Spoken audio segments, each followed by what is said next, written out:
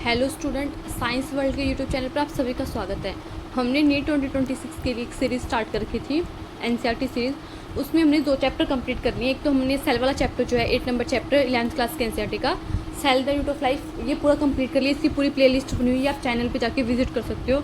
उसके बाद में हमारी एनसीईआरटी में ह्यूमन फिजियोलॉजी में जो 40 नंबर चैप्टर दिया हुआ है, breathing and exchange of gases, उसकी भी थ्योरी हमने कंप्लीट कर ली है। इसके पीवाईक्यू भी देख ली हमने, और एक क्लासेस की इंपॉर्टेंट एमसीक्यूज़ की भी देख ली हमने। आज ही हमारी सेकंड क्लास होने वाली है इंपॉर्टेंट एमसीक्यूज़ की, जिसमें हम कुछ और इंपॉर्टेंट एमसीक्यूज़ देखेंगे, जिससे ये पूरा का पूरा चैप्टर आपका कंपाइल हो जाएगा। आपकी एनसीईआरटी हो जाएगी कंप्लीट, पीवाईक्यू हो जाएंगे और कुछ इंपॉर्टेंट एमसीक्यूज़ भी हो जाएंगे। उसके बाद में सिर्फ आपको एक काम और करना है कि खुद को रिवाइज़ करना है। ज़्यादा से ज़्यादा बार चैप्टर को एनसीईआरटी से पढ़ना है, रीड करना है, कंसेप्ट क्लियर करने हैं, डायग्राम को अच्छे से देखना है, और क्या करना है, पीवाईक्यू सॉल्व करनी है खुद से दोबारा से, और क्या करना है, एमसीक्यूज़ को सॉल्व करना है। अराउंड 200 क्वेश्चन आपको हर चैप्टर के सॉल्व करने हैं। तो इस चैप्टर के भी आपको 200 क्वेश्चन सॉल्व करने हैं। 100 क्वेश्चन के राउंड में आपको इंपॉर्टेंट एमसीक्यूज़ करवा दूंगी। पीवाईक्यू मैंने कुछ आपको अलग से करवाए थे, वो 30-35 पीवाईक्यू थे, वो कुछ करवाए थे मैंने आपको, और 100 एमसीक्यूज़ करवा दूंगी मैं आपको अलग से 2 क्लास में। उसके बाद में कुछ जो काम रह गया वो आपको करना है। 100 मैंने करवा दिए, 200 आप और कर लेना, तो 300 हो जाएंगे। कुछ पीवाईक्यू मैंने करवा दिए, ठीक है। तो इससे क्या होगा कि पूरा चैप्टर आपका कंपाइल हो जाएगा, आपकी मुट्ठी में आ जाएगा, कि जिससे कोई भी क्वेश्चन अगर इसमें से एनसीईआरटी में से आता है, इस चैप्टर में से, तो गलत ना हो, ठीक है। तो टाइम वेस्ट नहीं करते और क्लास को स्टार्ट करते हैं। फर्स्ट क्वेश्चन आपको आपकी स्क्रीन पर दिख रहा होगा। तरीका वही रहेगा, आपको क्या करना है, क्वेश्चन आपकी स्क्रीन पर आएगा, पोस्ट करना है, फिर उसका आंसर देना है, और कमेंट में भी आप आंसर देके बता सकते हो कि मैम इस क्वेश्चन का आंसर ये होगा, ठीक है। अब स्टार्ट करते हैं। फर्स्ट क्वेश्चन आपकी स्क्रीन पे थोड़ा सा जूम कर देती हूँ मैं, देखो क्वेश्चन क्या है, match of the following, match करने हैं। टाइडल वॉल्यूम दिया हुआ है, इंस्पायरेटरी रिजर्व वॉल्यूम यानी आईआरवी दिया हुआ है, एक्सपायरेटरी रिजर्व वॉल्यूम यानी ईआरवी दिया हुआ है, रेजिडुअल वॉल्यूम यानी आरवी, और वाइटल कैपेसिटी वीसी। अब इनको क्या करेंगे, डाटा से मैच करने हैं। तो ये पता है कि मैम टाइडल वॉल्यूम कितना होता है, 500 ml होता है। तो टाइडल वॉल्यूम 500 ml एयर सी आ जाएगा इसका, ठीक है। इंस्पायरेटरी रिजर्व वॉल्यूम कितना होता है मैम, इंस्पायरेटरी रिजर्व वॉल्यूम होता है 2500 से 3000, तो 2500 से 3000 ऑप्शन नंबर ए। उसके बाद में एक्सपायरेटरी रिजर्व वॉल्यूम कितना होता है 1000 से 1100 ml, तो बी। रेजिडुअल वॉल्यूम कितना होता है बच्चों, 1100 से 1200 ml। अगर आपको वाइटल कैपेसिटी का पता नहीं, तो आप मेरे पहले जो मैं लेक्चर लिए उनमें एमसीक्यूज और पीवाईक्यू करवाए, तो उसमें मैंने वाइटल कैपेसिटी निकालना आपको दिखाया है। बट अगर आपको यहाँ पे नहीं पता, तो सिर्फ एक ऑप्शन बच गया ना बच्चों की वाइटल कैपेसिटी का, डी ही ऑप्शन होगा, कोई ऑप्शन ही नहीं बचा। तो मैच कर लेते हैं। ए का आएगा सी, ए का सी इसमें और इसमें नहीं है, ठीक है। सेकंड का आएगा इंस्पायरेटरी रिजर्व वॉल्यूम का ए, सेकंड का ए इसमें नहीं है, सेकंड का ए इसमें है, सेकंड का ए इसमें, ठीक है। थर्ड का क्या आएगा, एक्सपायरेटरी रिजर्व वॉल्यूम का बी, तो यानी थर्ड का बी इसमें नहीं है, तो ये गलत हो गया, थर्ड का बी इसमें, तो option number B right answer, ठीक है। इस टाइप का क्वेश्चन आपके पीवाईक्यू पहले आ चुका है, तो उसी के बेस पे क्वेश्चन बनाया हुआ है कि एक साइड सारी वॉल्यूम दे दी और कैपेसिटी को भी दे दिया एक, और यहाँ पे क्या दे दी, उनकी डाटा दे दी जो आपको एनसीईआरटी में दिए हुए हैं, ये आपको लर्न होने चाहिए, ठीक है। नेक्स्ट क्वेश्चन देखते हैं स्क्रीन पे आपकी। Next question is covering of lung is called, कि जो लंग की कवरिंग है उसे हम क्या बोलेंगे। What is the covering of lungs, lungs की कवरिंग क्या होती है, पेरिकॉन्ड्रियम होती है, पेरिकार्डियम होती है, प्लूरल मेम्ब्रेन होती है, या फिर पेरिटोनियम होती है। तो आपको पता होगा बच्चों कि हमने पढ़ा था मैम, लंग्स की जो कवरिंग होती है उसे प्लूरल मेम्ब्रेन बोलते हैं, ये डबल होती है।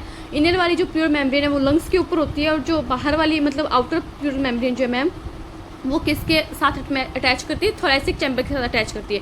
वहीं पे आपको ध्यान रखें कि जो पेरिकार्डियम है बच्चों, ये हार्ट की कवरिंग होती है। Pericardium is covering of heart. ये नेक्स्ट चैप्टर कल की क्लास में मैं स्टार्ट करूंगी आपका आगे वाला चैप्टर का 50 नंबर चैप्टर, हार्ट वाला चैप्टर है, जो सर्कुलेटरी सिस्टम बोल सकते हैं हम इसे, उसमें हम ये पढ़ेंगे, ठीक है। तो 2 बातें ध्यान रखनी है, प्लूरल मेम्ब्रेन मैम लंग्स की कवरिंग है, पेरिकार्डियम मैम हार्ट की कवरिंग होगी, ठीक है। क्वेश्चन आ जाए तो कर दोगे ना। नेक्स्ट क्वेश्चन देखो आपकी स्क्रीन पे है, the total thickness of respiratory diffusion membrane is, कि जो रेस्पिरेटरी डिफ्यूजन मेम्ब्रेन है बच्चों, उसकी टोटल थिकनेस कितनी है। सबसे पहले आपको पता होगा कि एनसीईआरटी में लिखा होगा कि जो हमारी रेस्पिरेटरी डिफ्यूजन मेम्ब्रेन है मैम, वो 3 मेजर लेयर से मिलकर बनी। कितनी लेयर है मैम, 3 लेयर है। ऐसे करके एनसीईआरटी में डायग्राम बनाया हुआ, उसमें दिखाए हुए हैं कि फर्स्ट तो क्या आ जाएगी, जो हमारी कैपिलरी है उसकी एपिथेलियम आ जाएगी, ठीक है। फर्स्ट आ जाएगी कैपिलरी की एपिथेलियम। सेकंड आ जाएगी मैम जो हमारी ब्लड कैपिलरी है, सॉरी कैपिलरी नहीं, एल्वियोलाई की एपिथेलियम, सॉरी। फर्स्ट जो लेयर है वो है हमारी एल्वियोलाई की एपिथेलियम, एल्वियोलाई की स्क्वैपस एपिथेलियम। सेकंड आ जाएगा मैम जो हमारी कैपिलरी है उसकी एपिथेलियम, जिसे हम बोलते हैं एंडोथेलियम ऑफ कैपिलरी। थर्ड क्या आ जाएगा मैम, इन दोनों के बीच में प्रेजेंट होगा, इन दोनों मेम्ब्रेन के बीच में बेसमेंट सबस्टेंस प्रेजेंट होगा, जो थर्ड लेयर में आ जाएगा, ठीक है। तो इसकी जो थिकनेस होती है एनसीईआरटी में दिया लेस देन 1 मिलीमीटर।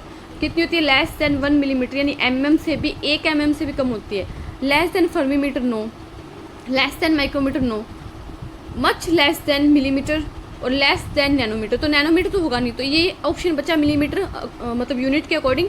तो इन्होंने बस आगे क्या लगा दिया, मच लेस देन लगा दिया, मच लेस देन 1 मिलीमीटर, और यहाँ एनसीईआरटी मिल को लेस देन 1 मिलीमीटर। तो ऑप्शन के अकॉर्डिंग हमारा option number C right answer हो जाएगा। ठीक है, नेक्स्ट क्वेश्चन देखते हैं। नेक्स्ट क्वेश्चन आपकी स्क्रीन पे है, expiratory capacity is equal to, जो एक्सपायरेटरी कैपेसिटी है, जो हमारा ईसी है, वो किसके इक्वल है मैम? एक्सपायरेटरी कैपेसिटी मैम वो चीज़ होती है जिसमें हम वॉल्यूम को ऐड करके बनाते हैं। तो एक्सपायरेटरी कैपेसिटी में मैम क्या हम ऐड करते हैं? ERV प्लस TV, इन दोनों को मिला के क्या बोलते हैं मैम? हम एक्सपायरेटरी कैपेसिटी बोल देते हैं। ऑप्शन नंबर ए राइट आंसर होगा। जब मैं वाइटल कैपेसिटी में रेजिडुअल वॉल्यूम और ऐड कर देती हूँ तो मैम ये टोटल कैपेसिटी बन जाता है, TLC बन जाता है। मैम ERV, TV और IRV इन तीनों वॉल्यूम को ऐड करके मैम हम वाइटल कैपेसिटी बना देते हैं। ये तीनों मिलके क्या बनाती है मैम? वाइटल कैपेसिटी बनाती है। और IRV प्लस TV मैम क्या बनाती है? Inspiratory capacity, IC। ठीक है, ये इंस्पायरेटरी कैपेसिटी, और हमसे क्वेश्चन में पूछा एक्सपायरेटरी कैपेसिटी, तो उसका ऑप्शन नंबर ए राइट आंसर हो जाएगा। नेक्स्ट क्वेश्चन आपकी स्क्रीन पे है। Next question is, each terminal bronchiole gives rise to a membrane, very thin, irregular walled and vascularized bag-like structure called, कि जो टर्मिनल ब्रोंकियोल है वो क्या करती है, उसके बाद में हमें क्या देखने को मिलता है? कैसे बैग लाइक स्ट्रक्चर देखने को मिलती है, जिसकी वॉल कैसी होती है? इरेगुलर वॉल होती है। ठीक है, तो इस स्ट्रक्चर को हमने क्या बोला था? बच्चों को याद होगा, इस स्ट्रक्चर को हमने बोला था एल्वियोलाई, और एनसीईआरटी में लिखा है कि एल्वियोलाई ही एनसीईआरटी में लिखा है कि जो हमारी प्राइमरी साइट है, जो मेन साइट है गैस के एक्सचेंज की, वो कौन है बच्चों? एल्वियोलाई ही है। ठीक है, एल्वियोलाई और एल्वियोलाई की डक्ट मिलके ही क्या बनाते हैं मैम? रेस्पिरेटरी पार्ट बनाते हैं, या फिर हम बोल सकते हैं एक्सचेंज पार्ट बनाते हैं। तो option number A is right answer, alveoli. ठीक है, और जो प्लूरा है मैम वो क्या मैम? प्लूरा लंग्स की कवरिंग है। अभी थोड़ी देर पहले हमने क्वेश्चन में लिखा था कि लंग्स की कवरिंग को क्या बोलते हैं बच्चों? प्लूरा बोलते हैं। और हमारी जो irregular wall and vascularized bag like structure होती है टर्मिनल एपिथेलियम के लास्ट में, वो क्या होती है मैम? वो होती है एल्वियोलाई। नेक्स्ट क्वेश्चन आपकी स्क्रीन पे है, इसकी मतलब वीडियो को पॉज करो, एक बार बंद करो, फिर खुद से क्वेश्चन को रीड करके आंसर दो, फिर वापस से स्टार्ट करके देखो वीडियो के क्या आंसर आ रहा है। Inspiratory air in lungs ultimately reach, कि जो एयर को हमने इंस्पायर किया, जो एयर को हमने हमारे लंग्स के अंदर लिया, वो हमारे लंग्स के अंदर जाके लास्ट में कहाँ पहुँचेगी? अल्टीमेटली का मतलब लास्ट में, एकदम लास्ट में कहाँ पे पहुँचती है? तो आपको पता है कि मैम हमारे लंग्स के अंदर जो मेन साइट है गैस को एक्सचेंज करने की, वो कौन है मैम? एल्वियोलाई है। कौन है बच्चों? एल्वियोलाई है। तो ये इस एयर को हमने जो हमारी बॉडी के अंदर लिया है, लंग्स के अंदर इंस्पायर किया है, इनहेल किया है, उसको हमें कहाँ पहुँचाना है मैम? हमारे लंग्स के अंदर जो एल्वियोलाई है उसके अंदर पहुँचाना है। तो अल्टीमेटली रीच कहाँ पे होता है? हमने जो एयर अंदर लिया वो कहाँ जाती है बच्चों? वो एल्वियोलाई में जाती है। सबसे पहले क्या है कि ट्रेकिया की मैम, ट्रेकिया ने डिवाइड करके ब्रोंकाई बना लिया, प्राइमरी ब्रोंकाई, फिर प्राइमरी ब्रोंकाई आगे ऐसे सेकेंडरी ब्रोंकाई बना लेती है, सेकेंडरी ब्रोंकाई टर्शरी ब्रोंकाई बना लेती है, और टर्शरी ब्रोंकाई यहाँ की क्या बना लेती है बच्चों? इनिशियल ब्रोंक्यूल्स बना लेती है। फिर इनिशियल ब्रोंक्यूल्स आगे जाके टर्मिनल ब्रोंक्यूल्स बना लेते हैं, और टर्मिनल ब्रोंक्यूल्स के लास्ट में हमें इरेगुलर वॉल में एक वेस्कुलर बैग लाइक स्ट्रक्चर देखने को मिलता है, जिसे हम बोलते हैं एल्वियोलाई। और ये एल्वियोलाई ही हमारे लंग्स के अंदर मेन साइट है, प्राइमरी साइट है, किसके लिए? गैस एक्सचेंज के लिए।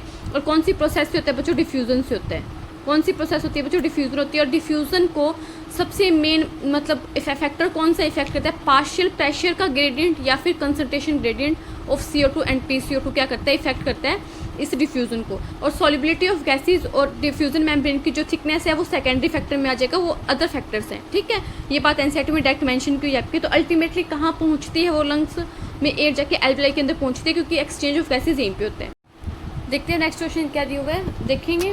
The part starting with the external nostrils, कि एक्सटर्नल नोस्ट्रिल से स्टार्ट करके up to the terminal bronchioles, वो पार्ट बताना हमें जो एक्सटर्नल नोस्ट्रिल से स्टार्ट होता है और टर्मिनल ब्रोंक्यूल्स तक जाता है, उसे क्या कहते हैं? देखो, हमारा जो रेस्पिरेटरी सिस्टम है हमने उसे दो पार्ट में पढ़ा था एनसीईआरटी में। एक तो होता है कंडक्टिंग पार्ट, क्या होता है बच्चों? कंडक्टिंग पार्ट या कंडक्टिंग जोन बोल दो। एक होता है बच्चों रेस्पिरेटरी पार्ट, क्या होता है? रेस्पिरेटरी पार्ट बोल दो, या फिर इसका एक नाम एनसीईआरटी में और दिया, इसे ही हम एक्सचेंज पार्ट बोलते हैं। दो नाम है इसके। तो रेस्पिरेटरी पार्ट और एक्सचेंज पार्ट में सिर्फ बच्चों में दो चीज़ें ध्यान रखनी है, एक तो एल्वियोलाई और एक एल्वियोलाई की डक्ट। ये दोनों मिलकर क्या बनाते हैं मैम? रेस्पिरेटरी पार्ट बनाते हैं या फिर एक्सचेंज पार्ट बनाते हैं, जहाँ पे एक्चुअल में गैस का डिफ्यूजन के थ्रू क्या होता है? एक्सचेंज होते हैं। वहीं पे हमारे बाहर दो नाक के छेद है, वहाँ से लेके एक्सटर्नल नोस्ट्रिल से लेके और हमारी जो लास्ट में टर्मिनल ब्रोंक्यूल्स हैं वहाँ तक के पार्ट को मैम क्या बोलते हैं? कंडक्टिंग पार्ट बोलते हैं। तो हमसे क्या पूछा गया इस क्वेश्चन में? हमसे इस क्वेश्चन में कंडक्टिंग पार्ट को पूछा गया, क्योंकि एक्सटर्नल नोस्ट्रिल से लेके बाहर दो नाक के छेद से लेके टर्मिनल ब्रोंक्यूल्स तक के पार्ट को पूछा गया, उसे हम क्या बोलेंगे मैम? कंडक्टिंग पार्ट बोलेंगे। तो देखो, respiratory part of respiratory system, no ma'am, ये रेस्पिरेटरी पार्ट नहीं है। Exchange part of respiratory system, no ma'am, ये दोनों तो एक ही बात होगी। रेस्पिरेटरी पार्ट और एक्सचेंज पार्ट एक ही बंदे के दो नाम है, ये दोनों नहीं है। एक्सपायरेटरी पार्ट मैम ऐसा तो हमने कोई पार्ट पढ़ा ही नहीं, 2 पार्ट पढ़े हैं, कंडक्टिंग पार्ट और रेस्पिरेटरी पार्ट को ही हम एक्सचेंज पार्ट बोलते हैं। Conducting part of respiratory system, option number D is right answer. बहुत होच पोच हो गया तो मैं इसको इरेज कर देती हूँ, एक बार समझ में तो आएगी आपको। तो देखो अब ऑप्शन नंबर डी देखो, conducting part of respiratory system, हमारे रेस्पिरेटरी सिस्टम का कौन सा पार्ट है बच्चों? ये कंडक्टिंग पार्ट है। समझ में आ गया। अब नेक्स्ट क्वेश्चन देखते हैं। नेक्स्ट क्वेश्चन आपकी स्क्रीन पे है, which of the following functions of conducting part of the respiratory system. अभी हमने देखा कंडक्टिंग पार्ट में हम क्या चीज़ को कॉन्स्टिट्यूट करते हैं, किस चीज़ को शामिल करते हैं? बाहर तो नाक के छेद से लेके एक्सटर्नल नोस्ट्रिल से लेके हमारे जो टर्मिनल ब्रोंक्यूल्स है वहाँ तक। इसका काम क्या है मैम कंडक्टिंग पार्ट का? अभी आपने बता दिया था कि जो हमारा रेस्पिरेटरी पार्ट है या फिर जो एक्सचेंज पार्ट है उसका तो काम है मैम गैस का एक्सचेंज करना, वहाँ पे एक्चुअल में डिफ्यूजन के थ्रू गैस का एक्सचेंज होता है। फिर मैम कंडक्टिंग पार्ट का काम क्या है मैम? कंडक्टिंग पार्ट के 2-3 काम दिए आपके एनसीईआरटी में, ध्यान रखने। एक तो क्या करता है, ये एयर को ह्यूमिडिफाई करता है। क्या करता है? एयर को ह्यूमिडिफाई करता है, फर्स्ट फंक्शन ये देखने। सेकंड फंक्शन ये है कि जो फॉरेन पार्टिकल आए हैं एयर के अंदर उसको क्या करेगा? रिमूव करेगा। थर्ड क्वेश्चन है कि ये हमारी एयर के टेम्परेचर को बॉडी के टेम्परेचर तक लेके आएगा। और फोर्थ को एक आप बोल सकते हो फंक्शन दिया हुआ है कि रेस्पिरेटरी पार्ट जो है एल्वेओली और एल्वेओली की डक्ट तक एयर को पहुंचाता कौन है? एयर किसके थ्रू आते हैं? कंडक्टिंग पार्ट के थ्रू आते हैं। तो 4 फंक्शन ध्यान रखने। अब हम ऑप्शन पढ़ लेते हैं। Removal of foreign particles from incoming air, yes ma'am. जो इनकमिंग एयर आ रही है, जो हमारी बॉडी के अंदर एयर आ रही है, उसमें से क्या करेगा? रिमूवल करेगा फॉरेन पार्टिकल्स का। यस मैम, ये कंडक्टिंग पार्ट का काम है, एनसीईआरटी में डायरेक्ट मेंशन किया हुआ है। Humidify the incoming air, yes ma'am. जो ह्यूमिडिफाई एयर जो हमारे लंग्स के अंदर आ रही है, इनकमिंग एयर है, उसको क्या करेगा? ह्यूमिडिफाई करेगा। Bring the temperature of incoming air to body temperature, yes ma'am. हमारी एयर के टेम्परेचर को बॉडी के टेम्परेचर तक लेके आना किसका काम है मैम? कंडक्टिंग पार्ट का काम है। तो option number D is right answer, all of the above. Okay, ये तीनों के तीनों फंक्शन आपका एनसीईआरटी में मेंशन क्यों है। नेक्स्ट क्वेश्चन आपकी स्क्रीन पे है, देखेंगे। देखो अभी हमने देखा था कि रेस्पिरेटरी पार्ट या एक्सचेंज पार्ट के अंदर हम किसको कंसिस्ट करते हैं मैम? 2 चीज़ आती है मैम, एक तो एल्वेओलाई की डक्ट और एक एल्वेओलाई। तो all bronchi no ma'am, all bronchioles no ma'am, all bronchi या टर्मिनल ब्रोंक्यूल्स नो मैम। अगर आपसे पूछ ले तीनों पार्ट हैं किसके, तो ये कंडक्टिंग पार्ट है बच्चों, ये कंडक्टिंग पार्ट है। तो आपको ये भी पता होना चाहिए कि ऑप्शन में एग्जामिनर कैसे घुमा सकता है। तो कल को एग्जामिनर यहाँ पे ऐसे दे देना रेस्पिरेटरी पार्ट और एक्सचेंज पार्ट ऑफ द, मतलब कौन सा इसमें कंसिस्ट नहीं करता, तो तीनों के तीनों कंसिस्ट नहीं करते। ये तीनों के तीनों किसके पार्ट है बच्चों? कंडक्टिंग पार्ट के हैं पार्ट। और हमसे पूछा गया रेस्पिरेटरी पार्ट में, तो कहते हैं मैम एल्वेओलाई और एल्वेओलाई की डक्ट। तो option number D is right answer. Next question आपकी स्क्रीन पे है। Next question is the volume of air, the volume of air involve in breathing movement can be estimated by using a dash with helps in clinical assessment of pulmonary function. हमने देखा था जब हमने mechanism of chapter, I think mechanism chapter तो ये था, I think mechanism वाला जो टॉपिक दिया हुआ है ना आपको मैकेनिज्म ऑफ ब्रीथिंग में, उसमें लास्ट में आपको ये लाइन दी है कि हमारे पास एक इंस्ट्रूमेंट होता है जिसका नाम है स्पायरोमीटर, जिसकी हेल्प से हम क्या कर सकते हैं? जो हमारी वॉल्यूम है, जो हमारे लंग्स के अंदर एयर की वॉल्यूम आ रही है, उसको मेजरमेंट कर सकते हैं। और इसका क्या होता है? क्लिनिकल, हम बोल सकते हैं क्लिनिकल डायग्नोसिस में क्या होता है? इसका हेल्प होता है। तो वही हमसे पूछा गया किससे एस्टिमेट करते हैं हम, किससे मेजरमेंट करते हैं हमारी जो वॉल्यूम्स है एयर का, जिससे हमें पल्मोनरी फंक्शन का पता चलेगी सही चल रहा है या नहीं चल रहा। तो उसका नाम है बच्चों स्पायरोमीटर। और एक आपको जाना है स्फेग्नोमैनोमीटर, आप अभी जो नेक्स्ट चैप्टर पढ़ेंगे उसमें पढ़ेंगे, इससे हम बीपी मेजर करते हैं। जो बीपी मेजर करते हैं उसको बोलते हैं स्फेग्नोमैनोमीटर। और ऑस्मोमीटर से हम ऑस्मोसिस की जो प्रोसेस है उसको मेजर करते हैं, ऑस्मोसिस। ठीक है, बातें ध्यान रखनी है आपको। नेक्स्ट क्वेश्चन आपकी स्क्रीन पे, next question is a spirometer can not be use to measure. अभी हमने देखा स्पायरोमीटर क्या करता है? जो वॉल्यूम्स है उनको मेजरमेंट करता है, लंग्स के पल्मोनरी वॉल्यूम्स को, जिसका क्या है? क्लिनिकल इफेक्ट होता है, क्लिनिकल हमारा हेल्प हो जाता है डायग्नोसिस वगैरह में, कि हमें पता चल जाता है। तो इससे पूछे कि कैन नॉट, किसको मेजर नहीं कर सकते हम? तो आपको पता होगा कि मैम जो रेजिस्टल वॉल्यूम है जिसका अमाउंट होता है 1100 से 1200 ml, ये ध्यान रखना आपको। और रेजिस्टल वॉल्यूम की डेफिनेशन ये दी हुई है आपके एनसीईआरटी में कि हमारे लंग्स से फोर्सफुली एयर को बाहर निकालने के बाद में भी जो अमाउंट ऑफ एयर रिमेनिंग रहता है लंग्स में, उसे बोलते हैं रेजिस्टल वॉल्यूम। और इसे ही हम मेजरमेंट नहीं कर सकते स्पायरोमीटर की हेल्प से। क्यों मैम? बिकॉज ये एयर जो है हमारे लंग्स के कभी बाहर ही नहीं आती है, और स्पायरोमीटर के अंदर हमें फूंक मारना होती है ऐसे कि जो वॉल्यूम बाहर आई है उसे फिर मेजरमेंट करता है। तो लंग्स से कभी रेजिस्टल वॉल्यूम बाहर ही नहीं आएगा, तो उसे मेजरमेंट कैसे करेंगे? तो option number B is right answer. ठीक है, नेक्स्ट क्वेश्चन आपकी स्क्रीन पे, नेक्स्ट क्वेश्चन है which of the following statement is correct. ये देखो क्वेश्चन ये है कि आप इसको एनसीईआरटी में क्या कर लोगे? लिख लोगे। ये क्वेश्चन, ये स्टेटमेंट आपके एनसीईआरटी में दी नहीं हुई कि मतलब जो इंस्पिरेशन है, जो एयर को हमारे लंग्स के अंदर लेने की प्रोसेस है, ये एक एक्टिव प्रोसेस होती है, ध्यान रखना है। इंस्पिरेशन इज एक्टिव प्रोसेस, वहीं पे जो एक्सपिरेशन है, जो एयर को लंग्स से बाहर निकाला, वो एक पैसिव प्रोसेस है। ये आप एनसीईआरटी में लिख लो, कहीं पे साइड में ऊपर जगह होती है ना, वहाँ पे लिख लो ये पैसिव प्रोसेस है। तो विच of the following statement is correct? Inspiration is an active process, yes ma'am inspiration एक एक्टिव प्रोसेस है, ये स्टेटमेंट सही है हमारा, ये स्टेटमेंट सही है। Inspiration is a passive process, no ma'am ये पैसिव नहीं एक्टिव है। Expiration is an active process, no ma'am expiration अभी मैंने बताया कैसी प्रोसेस है, पैसिव प्रोसेस है। Both expiration and inspiration are passive process, no ma'am एक एक्टिव एक पैसिव है। जो इंस्पिरेशन है एयर को अंदर लेना है हमारे लंग्स के अंदर, इनहेल करने वाली जो प्रोसेस है मैम वो तो एक्टिव है, तो ऑप्शन नंबर ए राइट आंसर होगा। वहीं पे जो एयर को हमारे लंग्स से बाहर निकालना है वो पैसिव प्रोसेस है। आप इसको एनसीईआरटी में लिख लोगे, या एनसीईआरटी में लिखा नहीं हुआ, ठीक है। नेक्स्ट क्वेश्चन आपकी स्क्रीन पे है। The respiratory diffusion membrane is majorly made of dash layers. अभी हमने देखा था कितनी लेयर थी, 3 लेयर थी। सबसे पहले जो हमारी कैपिलरी है उसकी एपिथेलियम आ जाएगी, फिर हमारी सॉरी कैपिलरी नहीं एल्वियोलाई, सॉरी बच्चों एल्वियोलाई, जो हमारी एल्वियोलाई उसकी स्क्वैमस एपिथेलियम आ जाएगी, फिर हमारी जो कैपिलरी है उसकी एंडोथेलियम आ जाएगी, और इन दोनों के बीच में क्या आ जाएगी बेसमेंट मेम्ब्रेन। तो कितनी मेजर लेयर है मैम? 3 मेजर लेयर है। नेक्स्ट क्वेश्चन है,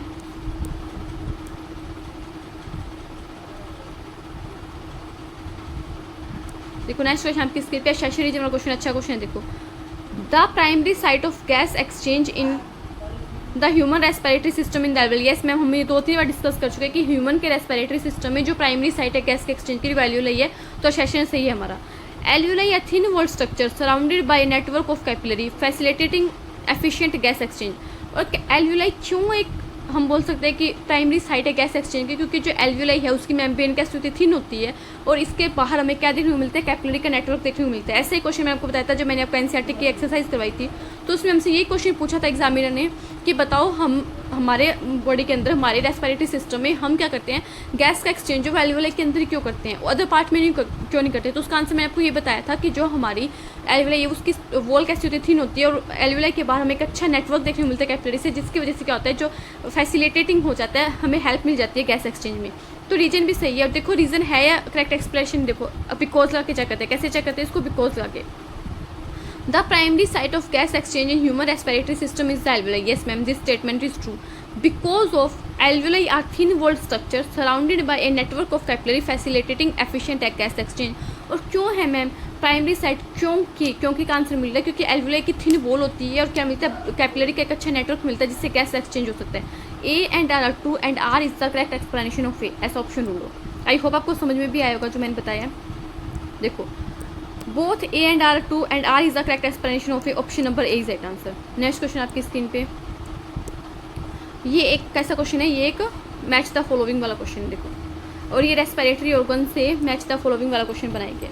फिश में क्या होता है बच्चों, फिश में गिल्स होते हैं, यस मैम हमने देखा था फिश में गिल्स होते हैं, तो फिश में गिल्स को मिलाओ।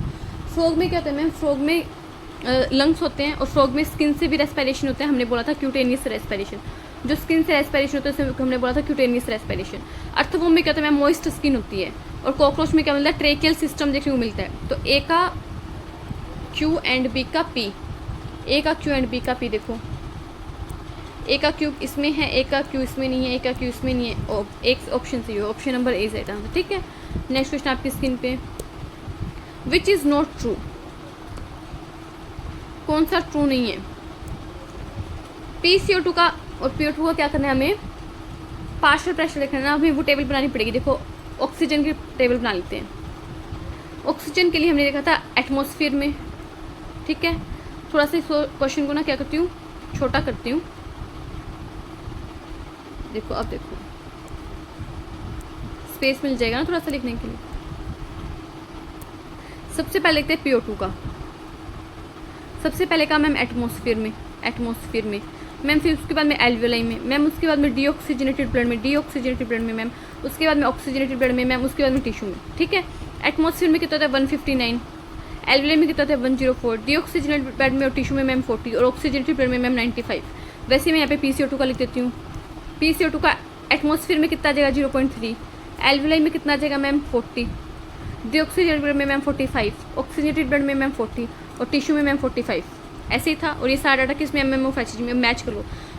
PCO2 of deoxygenated blood in 95 MMOF, जो मैम 95 तो कहीं पे डाटा ही नहीं आया, PCO2 के लिए गलत है। PCO2 of alveolar air is 40 MMOF, yes ma'am. Not true पूछा है तो ऑप्शन नंबर ए सही होगा, पर आके चेक कर लेते हैं। PO2 in alveolar air is 104 MMOF, yes ma'am. PO2 of oxygenated blood in 95 MMOF, yes ma'am. PO2 of deoxygenated blood in 40 mm of HG, ma'am. तो नॉट ट्रू पूछे, मतलब गलत कौन सा, तो option number A is right answer. ठीक है, ऐसा क्वेश्चन PYQ में पूछा जा चुका है आपके टेबल से रिलेटेड, तो आपको पूरी टेबल जैसे मैंने लिखी है वैसे आपको लिखनी है, आपको ध्यान होनी चाहिए। नेक्स्ट क्वेश्चन आपकी स्क्रीन पे, functional residual capacity can be represented is, functional residual capacity यानी FRC की डेफिनेशन होती है कि जब आपने नॉर्मल ब्रीथ आउट कर दिया तो आपके लंग्स में कितनी एयर बच गई। जब आपने नॉर्मल ब्रीथ आउट कर दिया मतलब टीवी को बाहर निकाल दिया तो आपके लंग्स में ERV बच गई, जिसको आप फोर्सफुली बाहर निकाल सकते हो, और क्या बच गई, RV बच गई, जिसको आप कभी भी अपने लंग्स से बाहर नहीं निकाल सकते। तो नॉर्मल ब्रीथ आउट करने के बाद में एयर के अंदर जो लंग्स का वॉल्यूम रह जाता है, जो एयर का वॉल्यूम रह जाता है लंग्स के अंदर, उसे हम क्या बोलते हैं, फंक्शनल रेजिडुअल कैपेसिटी FRC बोलते हैं। उसमें 2 वॉल्यूम को ऐड करना है, ERV को ऐड करना है जो हम फोर्सफुली लंग से बाहर निकालते हैं, और RV को ऐड करना है जिसको हम कभी भी लंग से बाहर नहीं निकाल सकते। तो ऐसा ऑप्शन ढूंढ लो, ERV plus RV, option number B. और ये ऑप्शन नंबर जो डी है वो वाइटल कैपेसिटी में बहुत बता चुकी है आपको। टीवी प्लस ERV मिलकर बनाएगा एक्सपायरेटरी कैपेसिटी, भी थोड़ी देर पहले देखा था, और RV प्लस IRV ऐसा कोई हमने कैपेसिटी देखी नहीं है। ठीक है, तो ऑप्शन नंबर इस क्वेश्चन का बी राइट आंसर हो जाएगा। Next question is, column first को कॉलम सेकंड से मैच करें। देखो, एक side inspiration, expiration, tidal volume और वाइटल कैपेसिटी। टाइडल वॉल्यूम क्या होता है, जब नॉर्मल ब्रीथिंग के टाइम हम एयर को बाहर लेते हैं, अंदर छोड़ते हैं, उसे क्या बोलते हैं, टाइडल वॉल्यूम बोलते हैं। तो सी का है गाइस। इंस्पायरेशन का मतलब एयर को अंदर लेना, इनहेल करना, इनहिलेशन। एक्सपायरेशन का मतलब एयर को बाहर निकालना, एक्सहेल करना, एक्सहिलेशन। और वाइटल कैपेसिटी कहते हैं मैक्सिमम इनहेल्ड या मैक्सिमम एक्सहेल्ड एयर होती है। ऐसा हमसे क्वेश्चन भी पूछा गया था कि वाइटल कैपेसिटी का सिग्निफिकेंस क्या है, क्योंकि मैम वाइटल कैपेसिटी कैसी कैपेसिटी है जिसके अंदर हम तीनों वॉल्यूम को क्या कर लेते हैं, शामिल कर सकते हैं। क्योंकि रेजिडुअल वॉल्यूम तो एक ऐसी वॉल्यूम है जो कभी लंग्स से बाहर निकलेगी नहीं, से तो कभी मेजर ही नहीं कर सकते। तो हमें हमारे लंग्स के फंक्शन को मेजर करना है, क्लिनिकल कोई डायग्नोसिस करवाना है, तो उसके लिए सबसे बेस्ट जो रहता है हमारे लिए वो क्या रहता है, वाइटल कैपेसिटी रहता है, जिसको हम क्या कर सकते हैं, अच्छे से मेजर कर सकते हैं। तो इसलिए वाइटल कैपेसिटी का अच्छा खासा सिग्निफिकेंस होता है। ये मैक्सिमम एक्सहेल्ड एयर होती है जो हम बाहर निकाल सकते हैं, या फिर मैक्सिमम इनहेल्ड एयर भी बोल सकते हो। ठीक है, इसको मैक्सिमम इनहेल्ड एयर भी बोल सकते हो, दोनों ही बातें सीधी। ठीक है, तो एक का आ जाएगा क्यू। देखो, ए का क्यू इसमें भी नहीं है, इसमें भी नहीं है, इसमें भी नहीं है, तो एक ही ऑप्शन में है, option number A is right answer. Next question, which of the following, देखो क्या लिखा हुआ है, छोटा ही करते हैं इसको। विच of the following is a characteristic feature of human respiratory system. Human respiratory system का कैरेक्टरिस्टिक फीचर बताना है। Presence of gills for gas एक्सचेंजों में। ह्यूमन क्या मैम, ह्यूमन मैमल्स हैं, हमें पता होना चाहिए कि ह्यूमन किस में आते हैं, ह्यूमन मैमल्स में आते हैं। हमने जब हमारे वो रेस्पिरेटरी ऑर्गन पढ़े थे तो हमने देखा था मैमल के अंदर क्या होता है, लंग्स होते हैं। ठीक है, तो गिल्स होंगे, no ma'am. Exchange of gases occur through moist skin, no ma'am. Moist skin से थ्रू बोल सकते हैं, फ्रॉग में होता है। Gas exchange take place in alveoli, yes ma'am. Mammals में लंग्स होते हैं, लंग्स में प्राइमरी साइड क्या होती है, गैस एक्सचेंज की एल्वुलाई होती है। Respiration occurs only during day time, no ma'am. रात में भी क्या हम सांस नहीं लेते, option number C is right answer. Next question आपकी स्क्रीन पे है, ये देखो, ये पूरी टेबल ही पूछ रही है आपसे। Partial pressure in NM of Hg in atmospheric air, alveoli, deoxygenated blood, oxygenated blood and tissue. देखो, एटमॉस्फेरिक एयर में कितना होता है, 0.3 होता है। ठीक है मैम, वही एल्वुलाई के अंदर और ऑक्सीजनेटेड ब्लड के अंदर कितना होता है मैम, 40 होता है। इसमें भी 40 होता है, इसमें भी 40 होता है। वहीं पर डीऑक्सीजनेटेड ब्लड एंड टिश्यू के अंदर कितना होता है मैम, 45 होता है। यहाँ पे 45 एंड यहाँ पे 45। तो सबसे पहले 0.3, फिर 40, फिर 45।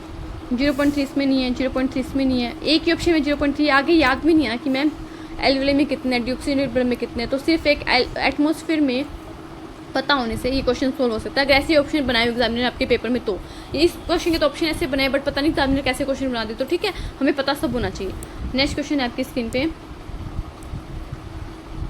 विच of the following factors affect the rate of diffusion of gases. ये डिफ्यूजन ऑफ गैसेज को कौन से फैक्टर अफेक्ट करेंगे, पार्शियल प्रेशर और ग्रेडियंट प्रेशर, पार्शियल प्रेशर और concentration gradient of diffusing gases, yes ma'am. Solubility of gas, yes ma'am. Thickness of diffusion ma'am, yes ma'am. All of the above. हमसे इस question में ऐसे नहीं पूछा primary कौन इफेक्ट करेगा या फिर अदर फैक्टर कौन से, हमसे पूछा इफेक्ट कौन करेगा, तो इफेक्ट तीनों करते हैं, बट ये प्राइमरी है।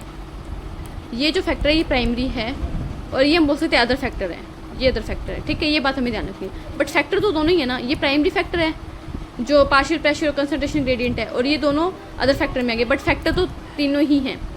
Next question, diffuser membrane is made up of. अभी देखा था डिफ्यूजर मेम्ब्रेन में 3 चीज़ आती है, एल्वुलाई की एपिथेलियम और ब्लड कैपिलरी के एंडोथेलियम, और बीच में basement membrane. The squamous epithelium of alveoli, yes ma'am. Endothelium of alveolar capillaries, yes ma'am. Basement membrane between the 2 layers, yes ma'am. तो all of the above, option number D right answer. और कितनी layer होगी, 3 layer होगी। इनकी thickness कितनी होती है, 1 millimetre से भी कम होती है, less than 1 millimetre. Next question आपकी स्क्रीन पे, in humans the exchange of gases between the blood and alveoli occurs by, कि जो ब्लड और एल्वेलाई के बीच में गैस का एक्सचेंज होता है वो कौन सी मतलब प्रोसेस के थ्रू होता है? तो मैम वो होता है सिंपल डिफ्यूजन, हमने पहले भी देखा था, ये बात हम जानते हैं। और ये कौन इफेक्ट करता है इसको? सबसे मेन फैक्टर कौन सा? पार्शियल प्रेशर वाला या फिर कंसंट्रेशन ग्रेडियंट? ये क्या मेन फैक्टर है? Concentration gradient.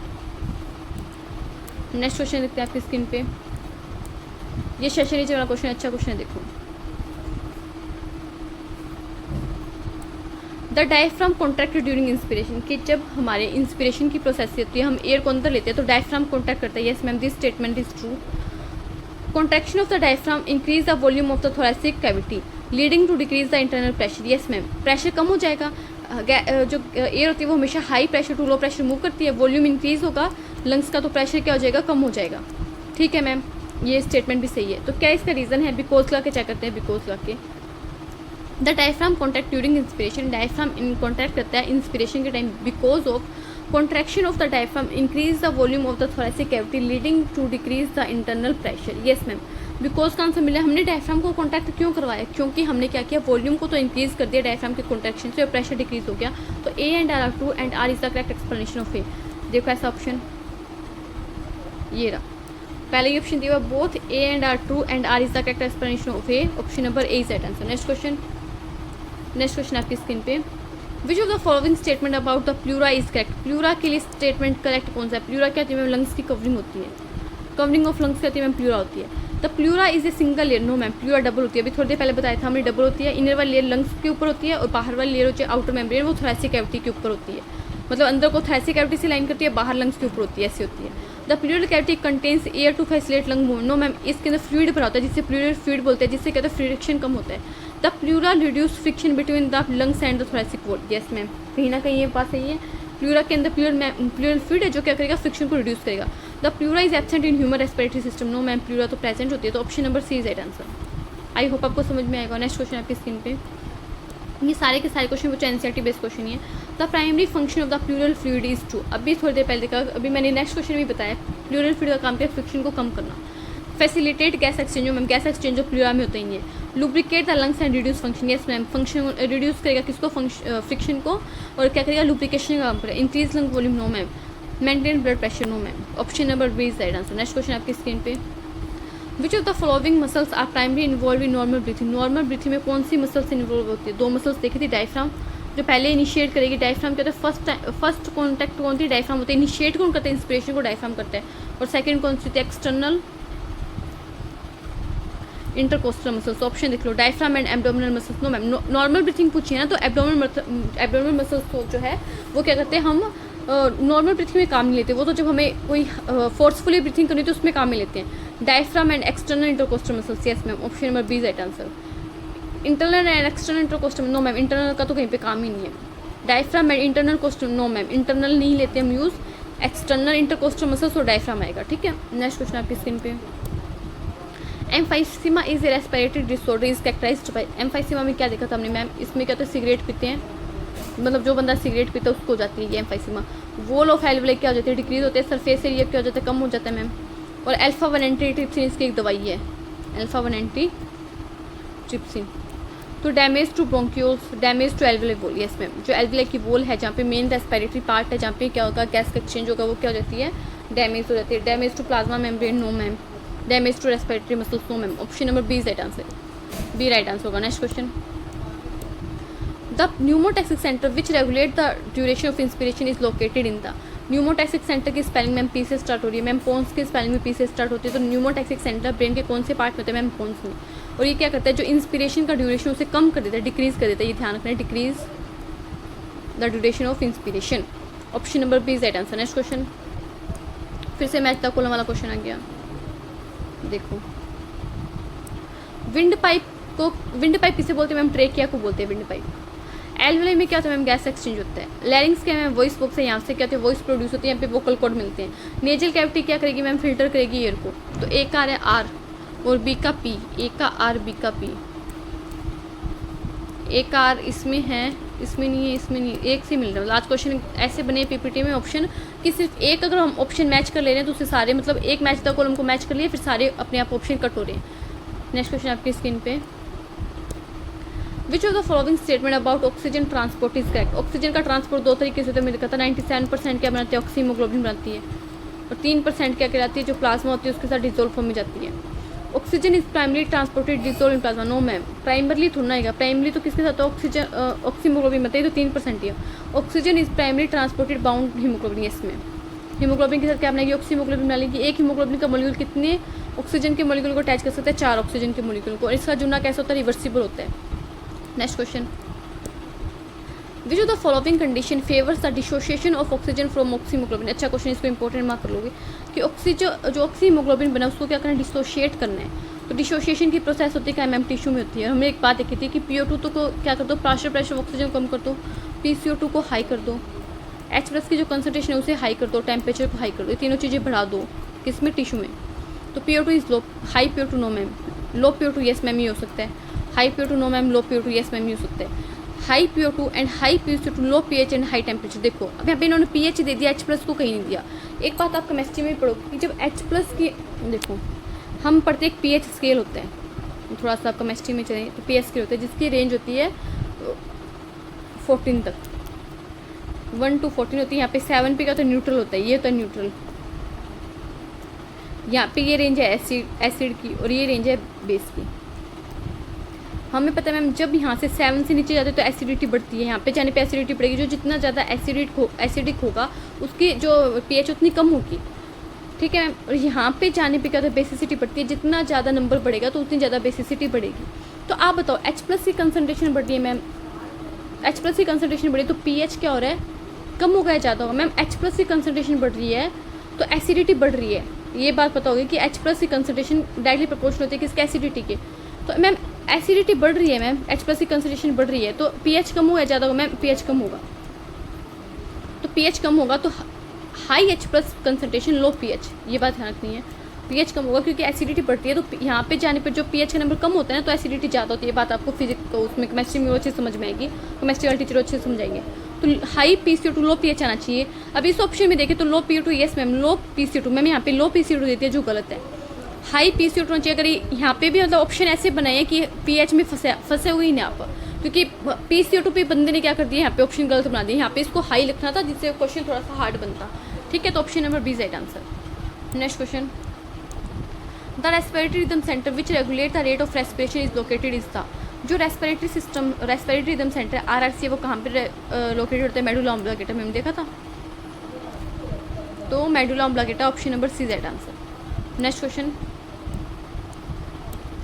Which structure serves a common pathway for both air and food. Air and food के लिए एनसेट में लिखा हुआ कॉमन पाथ कौन है मैम, फेरिंग्स है। लैरिंग्स क्या मैम, वॉइस बुक्स है, वॉइस बुक्स। मैम ट्रेकिया क्या, विंड पाइप है, विंड पाइप जो at the level of 5th thoracic vertebrae क्या होती है, लेफ्ट और राइट प्राइमरी ब्रोंकाई में क्या हो जाती है, डिवाइड हो जाती है। लैरिंग्स ऑप्शन, सॉरी लैरिंग्स से फेरिंग्स आएगा। कॉमन पाथ कौन है, फूड और एयर के लिए फेरिंग्स है। Next question, the term ventilation refers to. देखो हमने जो 5 स्टेप पढ़े थे ब्रीथिंग के या फिर रेस्पिरेशन के, उनमें फर्स्ट स्टेप रहा था ब्रीथिंग या फिर पल्मोनरी वेंटिलेशन, पल्मोनरी वेंटिलेशन। तो उसमें हम देखा था वेंटिलेशन के लिए क्या लिखा हुआ है, ब्रीथिंग और पल्मोनरी वेंटिलेशन की जो एल्वेलाई है वहाँ पे गैस का एक्सचेंज होना। CO2 रिच एयर तो बाहर जाती है और ऑक्सीजन रिच एयर कहती है हमारी बॉडी के अंदर आती है। Gas exchange in the alveoli, oxygen utilization by tissue, movement of air into and out of the lungs. Yes में एयर के CO2 रिच एयर का लंग से बाहर जाना और ऑक्सीजन रिच एयर का अंदर आना, उससे ही हम क्या बोलते हैं, वेंटिलेशन बोलते हैं। यहाँ पे पल्मोनरी वेंटिलेशन भी लिखा हुआ सकता है, तो ब्रीथिंग भी इसी को बोलते हैं, ठीक है। तो option number C is right answer. Next question आपकी स्क्रीन पे, the respiratory control center are primary sensitive to change in. हमने देखा था जो रेस्पिरेटरी कंट्रोल सेंटर उसके लिए हमने एक सेंटर देखा था chemo sensitive area, chemo sensitive area. तो ये जो कीमो सेंसिटिव एरिया वो CO2 की अमाउंट के लिए अगर ज़्यादा हो जाती है तो, और H+ की जो अमाउंट है वो ज़्यादा हो जाती है तो इसके लिए क्या होता है, सेंसिटिव होता है। तो oxygen level no ma'am, carbon dioxide level, nitrogen level और हाइड्रोजन एंड कंसनट्रेशन। देखो अब आप बोलोगे कि मैम CO2 भी दिया और H+ भी दिया, बोथ वाला ऑप्शन नहीं दिया, तो हमें जानना है कि CO2 को मेन मार्क करना है। तो CO2 का अगर अमाउंट ज़्यादा होगा तो ये पहले क्या होगा, एक्टिव हो जाएगा। प्राइमरली पूछे ना, प्राइमरली तो प्राइमरली किस पे होता है, CO2 पे होता है। सेकेंडरी बोल सकते हैं H+ पे होता है। नेक्स्ट क्वेश्चन आपकी स्क्रीन पे, the term hypoxia refers to. ये आपकी जो NCERT की एक्सरसाइज है ना वहाँ पे दिया, तो मैंने इस क्वेश्चन को लिया, नहीं तो क्या पता मैंने लेती है। एनसीईआरटी में तो नहीं दिया वैसे, बट एक्सरसाइज में दिया। हाइपोक्सिया कहते हैं, मैंने बोला था when body part does not gate sufficient oxygen, जब हमारी बॉडी पार्ट्स को सफिशिएंट ऑक्सीजन नहीं मिल पाती, मतलब ऑक्सीजन जो है उसकी कमी हो जाती है, तो उसे हम क्या बोलते हैं, हाइपोक्सिया बोलते हैं। Excess oxygen in tissue, no ma'am. Deficient oxygen in tissue, excess carbon dioxide, deficient carbon dioxide, no ma'am. जब डेफिशिएंसी हो जाती है, डिफिशिएंट हो जाता है ऑक्सीजन का लेवल हमारी टिश्यू के अंदर, बॉडी के अंदर, तो उसे हम क्या बोलते हैं, हाइपोक्सिया बोलते हैं। ये एनसीईआरटी के एक्सरसाइज वाले क्वेश्चन में दिया हुआ है। नेक्स्ट क्वेश्चन आपके स्क्रीन पे,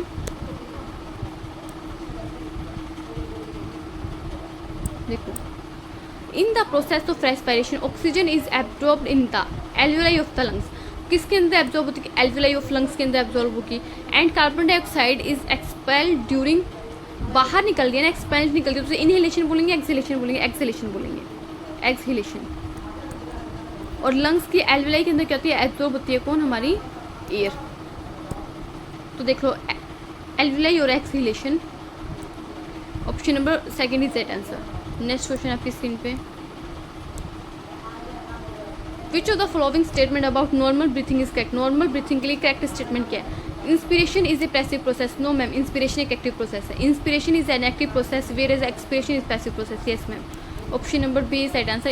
ये आप अपनी एनसीईआरटी में लिख लो कहीं पे साइड में कि जो इंस्पिरेशन है वो एक्टिव प्रोसेस है, वहीं पे जो एक्सपिरेशन है वो एक पैसिव प्रोसेस है। नेक्स्ट क्वेश्चन आपकी स्क्रीन पे, विच structure serves a common pathway for both air and food, अभी क्वेश्चन रिपीट हो गया, फेरिंग्स होता है वो कॉमन पाथ होता है किसके लिए, फूड एंड एयर के लिए। नेक्स्ट क्वेश्चन आपकी स्क्रीन पे, which lung volume represent the maximum amount of air that can be exhaled after a maximum inhalation, कि जब हमने क्या कर लिया, मैक्सिमम इनहेलेशन कर लिया, तो उसके बाद में हम कितनी एयर को एक्सहेल कर सकते हैं, मैक्सिमम अमाउंट ऑफ एयर बताना है। तो फोर्सफुली एयर को अंदर लिया तो फोर्सफुली एयर को बाहर निकालेंगे, फिर नॉर्मल एयर को बाहर निकालूंगी, और मैक्सिमम अमाउंट बताना है, तो जो मैं फोर्सफुली एयर बाहर निकाल सकती हूँ उसे भी बाहर निकालूंगी।